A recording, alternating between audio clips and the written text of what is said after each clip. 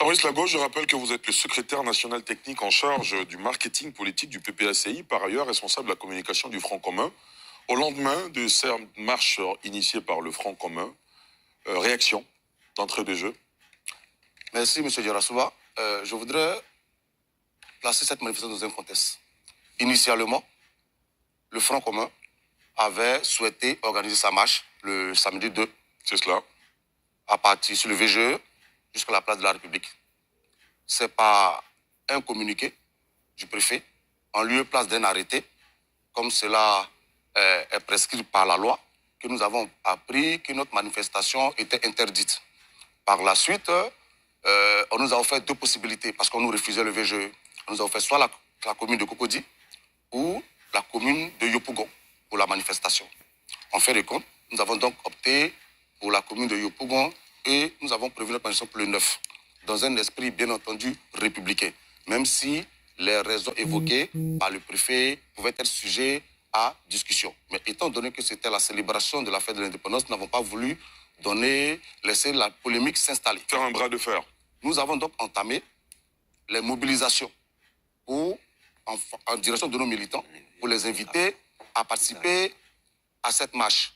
Et nos camarades commis à la mobilisation, pendant qu'ils étaient sur le terrain, qu'ils organisaient des rencontres, le jeudi, ils sont envoyés à la préfecture de police et ils sont interrogés jusqu'à 5 heures du matin. Je précise 5 heures du matin. Et la majeure partie des questions tournaient autour de où tu as fait le CP1, avec qui tu causes dans ton parti, ce genre de questions. Parce que cela pourrait s'interpréter comme une volonté de boycotter la mobilisation qui était en train de se mettre en place. Ils ont été libérés à 5 heures. Nous n'avons pas voulu rentrer dans la polémique. Nous avons continué de faire notre travail parce que nous étions convaincus que les Ivoiriens répondraient présents à notre manifestation. Le vendredi, 3 autres cadres du PPACI ont été convoqués à la préfecture de police.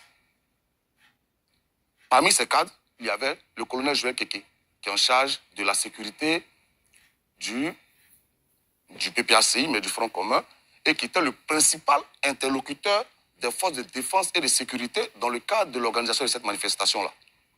Figurez-vous qu'il a été gardé à la préfecture de police jusqu'au lendemain à 10h, le samedi à 10h.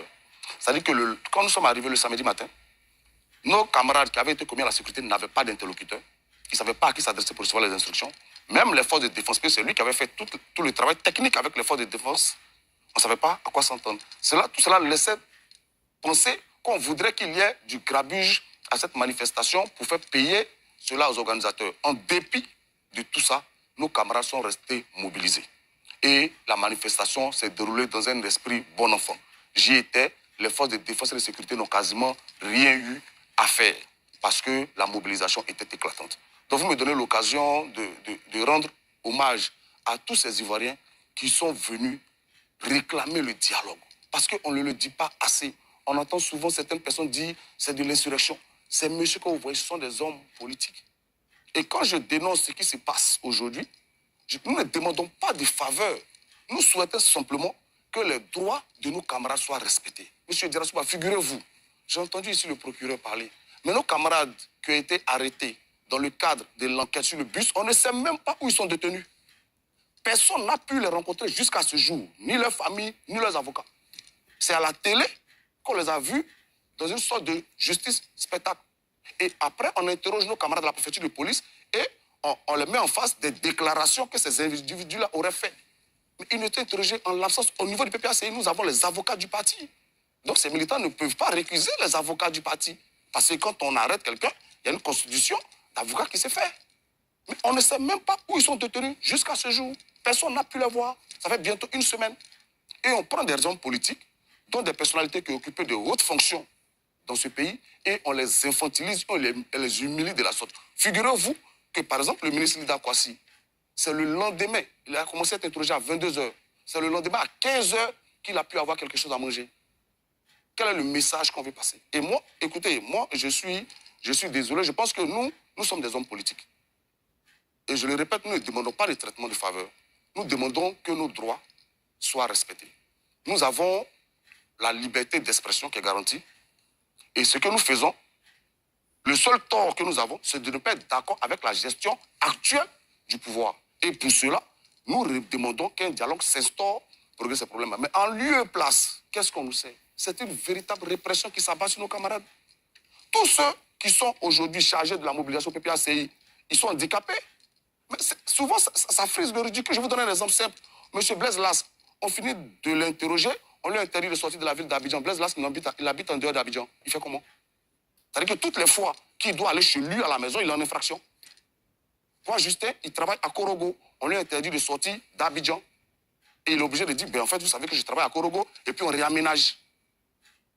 Oui. Donc, nous pensons que... Moi, j'étais venu ici ce soir pour que nous ayons une émission pour parler de cette marche qui a eu lieu. Et rappeler aux Ivoiriens que le samedi prochain, le président Laurent Gbagbo leur adresserait un message depuis la place Figaro. D'accord. Mais je vais terminer là-dessus. Oui, allez-y, parce que là, j'ai eu au téléphone les camarades du parti par rapport à ce qui se passe à la préfecture de police. Oui. Et j'ai écouté aussi le procureur. Excusez-moi, j'ai été très mal à l'aise. J'ai eu l'impression que c'était quasiment des menaces qui étaient dirigées à l'endroit de l'opposition. Quand on va disséquer des vidéos de manifestations pour savoir qui a fait une crise xénophobe, qui a fait... Donc ce soir, sans vous remettre en cause, moi je proteste. Je proteste avec cette manière inhumaine. Je proteste avec cette manière inhumaine de traiter les opposants politiques. Je proteste contre cette manière cavalière de vouloir nous humilier parce que nous avons le tort de ne pas être d'accord avec le parti au pouvoir. Mais je rappelle aussi que le samedi 9, nous continuons de nous battre. Et j'étais venu ici pour débattre, comme je le disais, mais avec tout ce qui se passe aujourd'hui, je ne suis même plus confortable avec l'idée de continuer ce débat-là. Parce que qu'est-ce que je pourrais dire ici qui ne pourrait pas m'être imputé à la sortie de l'émission? Donc, allez, sans vous remettre en cause, sans remettre en cause NCI, mais je voudrais, avec votre permission, en signe de protestation contre l'acharnement qui s'abat sur l'opposition ivoirienne, c'est-à-dire le PDCI et le PPACI, et tous ceux qui ne sont pas d'accord avec le 4e mandat, je voudrais, avec votre permission, pouvoir me retirer du plateau pour aller marquer ma solidarité à nos camarades qui sont encore à cette heure-là à la préfecture de police. Donc, je voudrais... Non, c'est pas... S'il vous plaît, monsieur. S'il vous plaît, monsieur. Il parle pas. Non, mais Monsieur Labo parle. Ça nous fuite. S'il vous plaît. C'est de ne pas nous respecter. On est pour calmer.